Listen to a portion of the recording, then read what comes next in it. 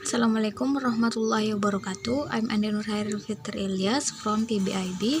Now I'm in 6th semester at Universitas Islam Negeri Alauddin Makassar.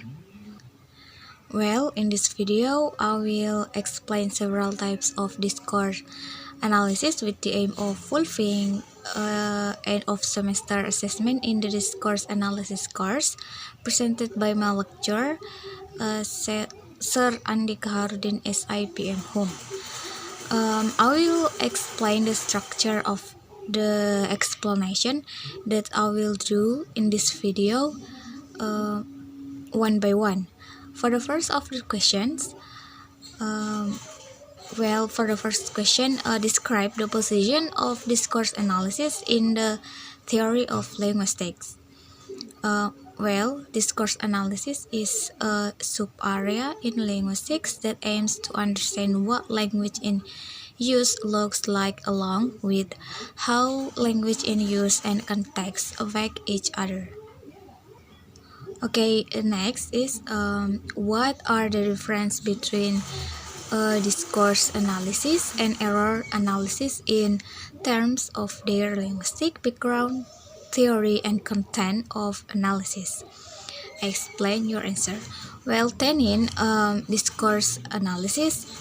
According to Tenin, discourse analysis is sometimes defined as the analysis of language beyond the sentence. The contrast with types of analysis more typical of modern linguistics, which are chiefly concerned with the study of grammar. The study of smaller bits of language, such as sound like phonetics and phonology, parts of words like morphology, meaning or like some semantics, and the other of words in sentences or syntax.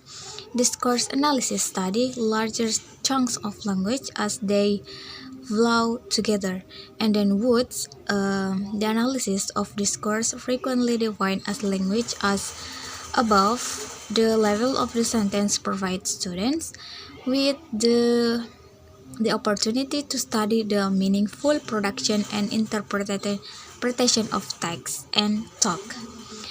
All those definitions, there are at least 4 important components that can be used as a foundation for understanding the concept of discourse analysis in an easier way.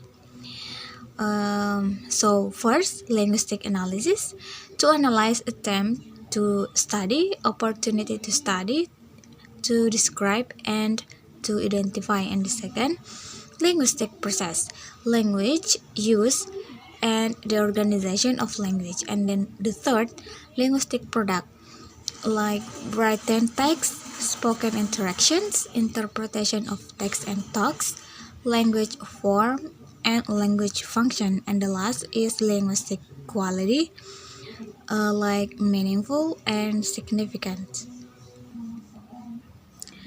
The word components as specified earlier have simplified the formulation of discourse analysis definition, in which it is defined as attempts to analyze the organization of language use in terms of written text and spoken interaction to identify significant language forms and functions.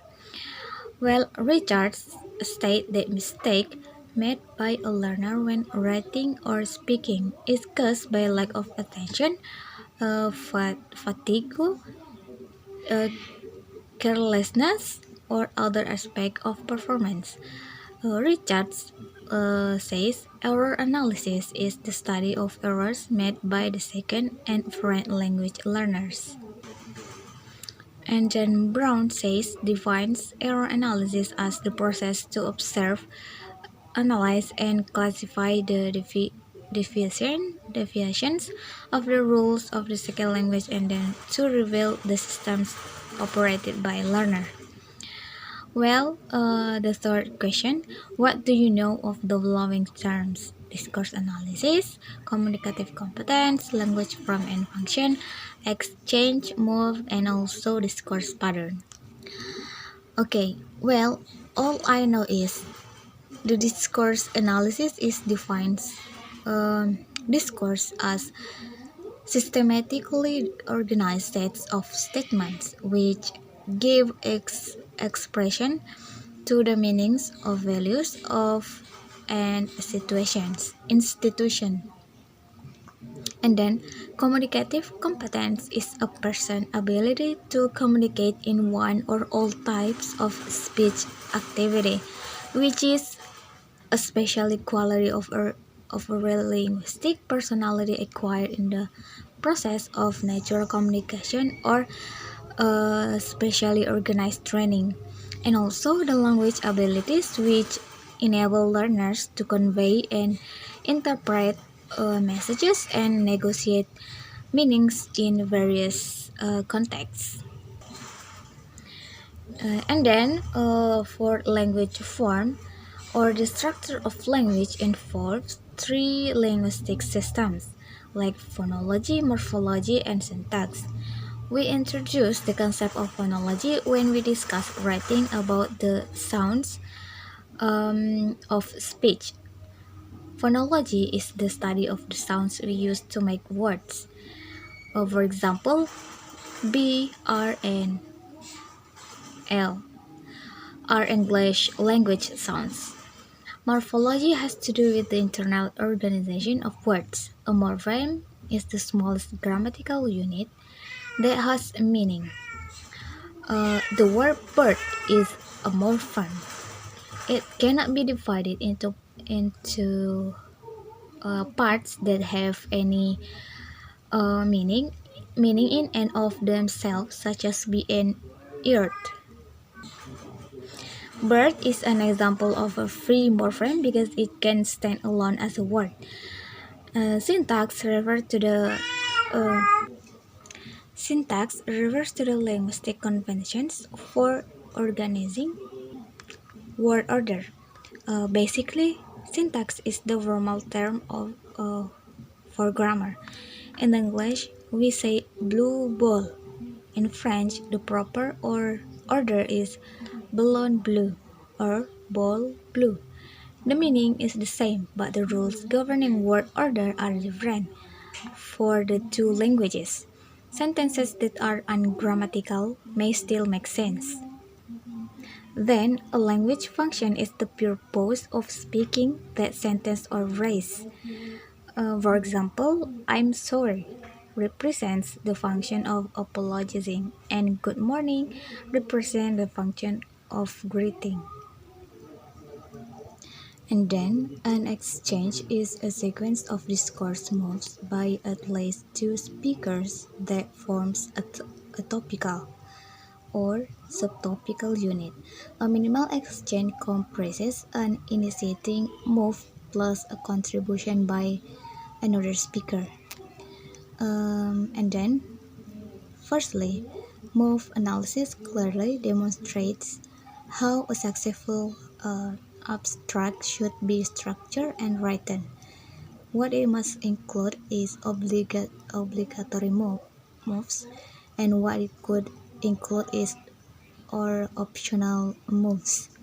Secondly, gaining knowledge and understanding of the rhetorical structure and writing norms of different genres not only helps students produce discourse,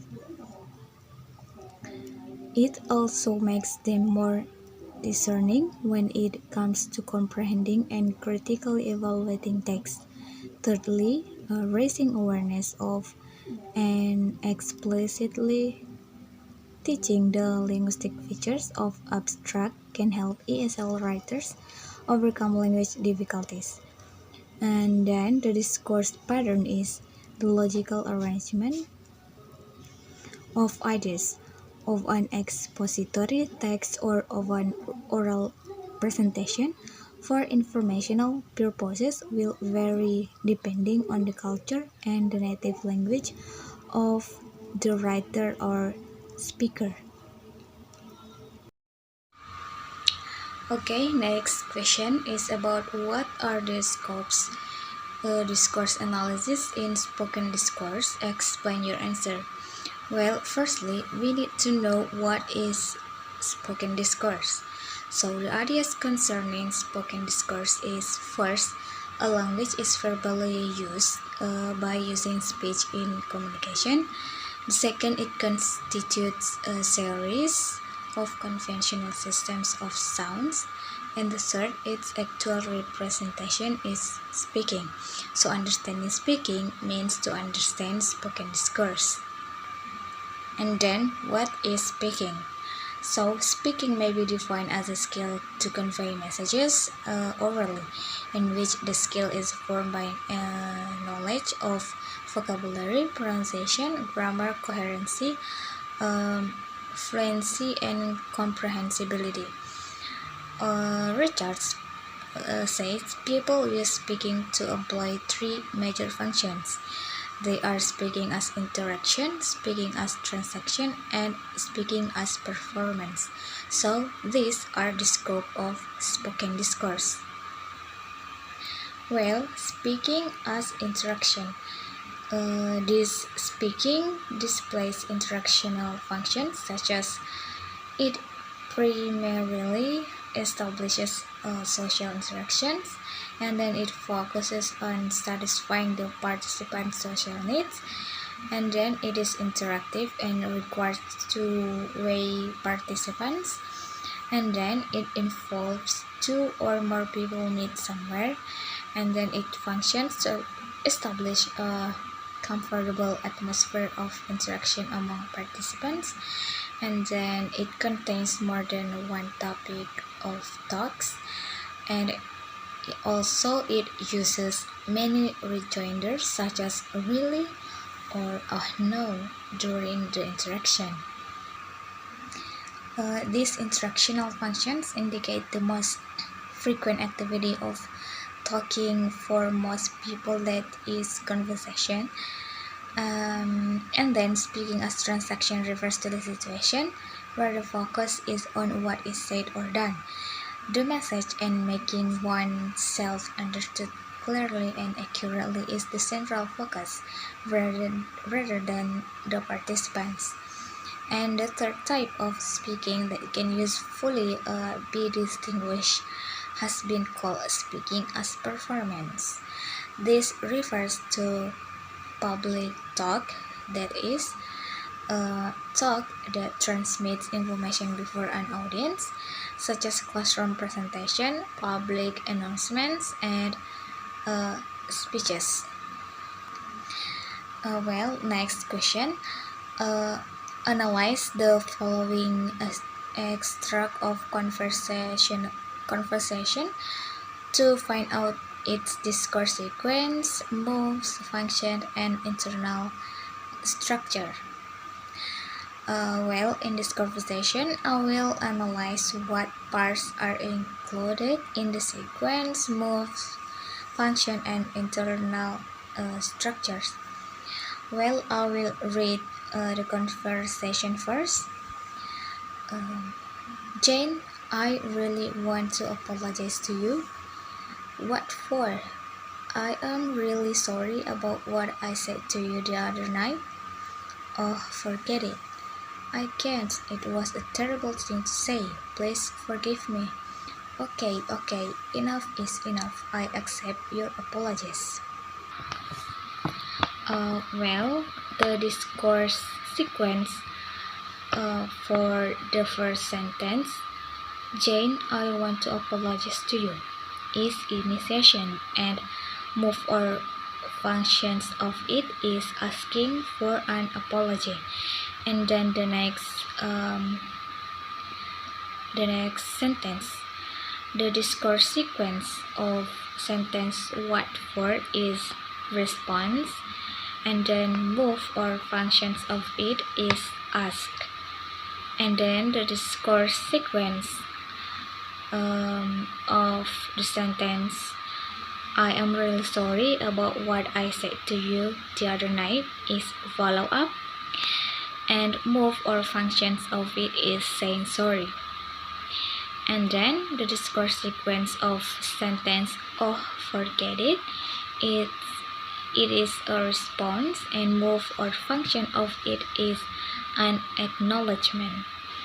And then the discourse sequence of the sentence, I can't, it was a terrible thing to say, please forgive me, is initiation. And then move or functions of it is asking again for an apology. And the discourse sequence of the sentence, okay, enough is enough, I accept your apologies, is follow up. And then the move or functions of it is accept the apology. And overall for the conversation has an internal structure, and that is MWM, WMW. Well, from the data, every exchange must have an initiation addressed by a speaker in the form of a statement, a question, or a comment, and it will be responded by the speaker's interlocutor in the form of words or actions. Each response from the interlocutor will be followed up by the speaker in the form of a confirmation or a gratitude. Well, the next question is about explain the following terms of written discourse, such as micro and macro analysis, cohesion and coherence, grammatical cohesive device, and lexical cohesive device. Well, the definition of microanalysis is focuses on analyzing vocabulary and grammar, including cohesive relations and grammatical regularities in particular texts. For instance, Holiday and Hassan developed lexical collocation at the textual level. Besides, macroanalysis investigates the organization of text, such as pattern, like problem solution, general to specific, as well as claim counterclaim structure. For the purpose of writing readable text, the knowledge of macroanalysis and microanalysis are essential to be possessed by learners of English. And then the concept of cohesion basically refers to the relationship of forms, meaning the discourse elements, word or sentences used to arrange a discourse have a coherent and complete connection. In other words,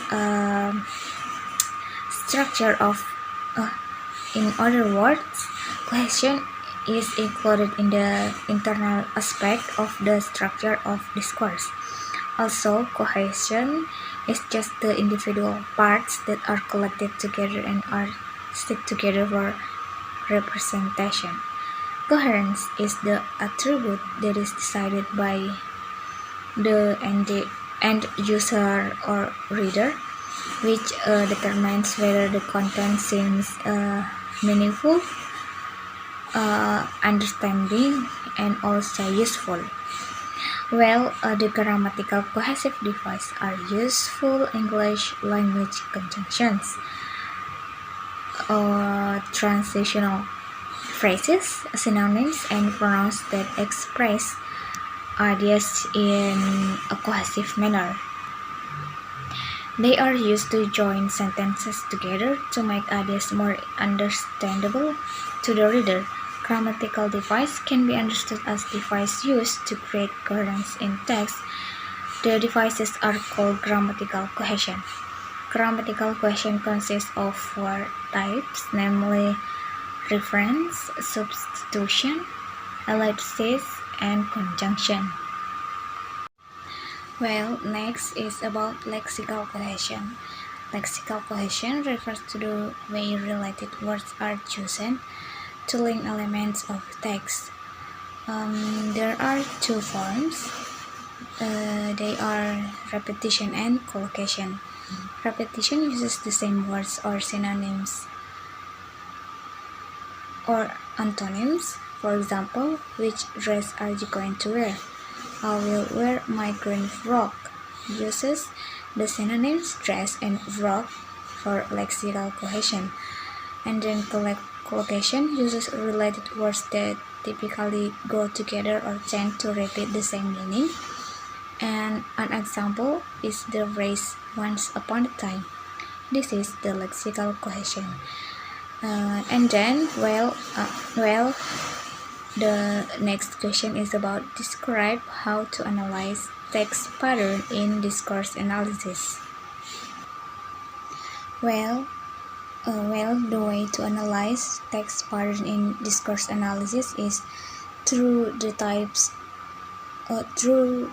three types of analysis, namely problem solution, general, specific, and claim counterclaim.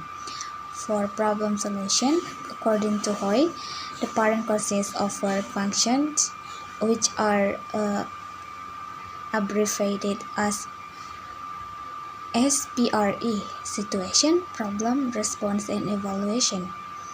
The first function should offer background information. The second function raises a particular problem. The third function is to provide a response or counterclaim to the problem that has arisen, and finally an evaluation is achieved. The pattern should be repeated until a positive evaluation or result is attained.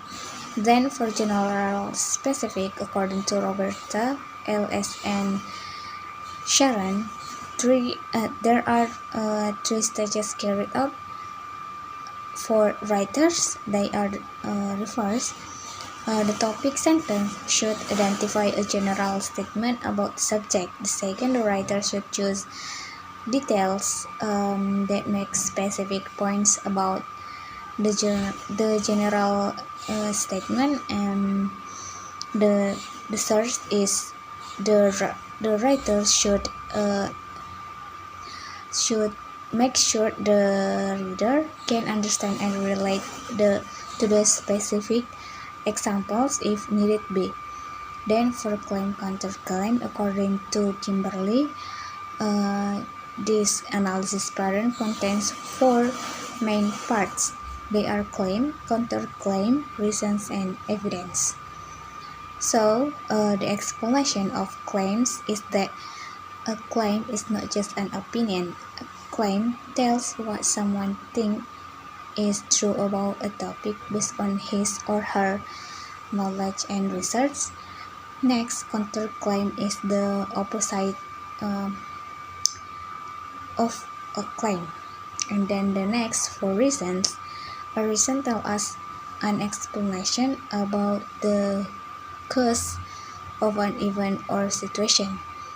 A reason makes someone care and see the importance of the claim and the argument. And the last, for evidence. Evidence tells about one or more reasons for believing that something is important or true. It potentially supports and proves the claim. The next question is about describe how to analyze sentence pattern in discourse analysis. So there are two parts to analyzing a sentence pattern. They are theme and rhyme. Theme and rhyme are two terms that indicate the way in which message is conveyed in a sentence. The distinction between theme and rhyme is simple. Theme is the first element occurring in a clause, or also known as topic, while clause which clarifies the topic, the topic is called rhyme, or also known as comment. Let's see the example. Habibie was born in Parepare, South Sulawesi Province, to Alwi Abdul Jalil Habibie and R.A. Tutimarini put power dojo. So, Habibie is as the theme or a topic, and then the sentence after that is a rhyme or a comment. Okay, now the next question. What factors to consider in selecting targeted discourse to be analyzed to get required or relevant information on language use in context? Well, as I know, when we do discourse analysis, we might focus on four uh, tips. They are the purposes and effects of different types of language, and then cultural roles and conventions in communication, and then how values, beliefs, and assumptions are communicated, and how language use relates to its social, political, and historical context. Okay, for the last question, do you agree with saying that discourse analysis has significant contribution to English language pedagogy? Pedagogy. Explain your answer with strong reasons. Yes, of course, I agree with that statement.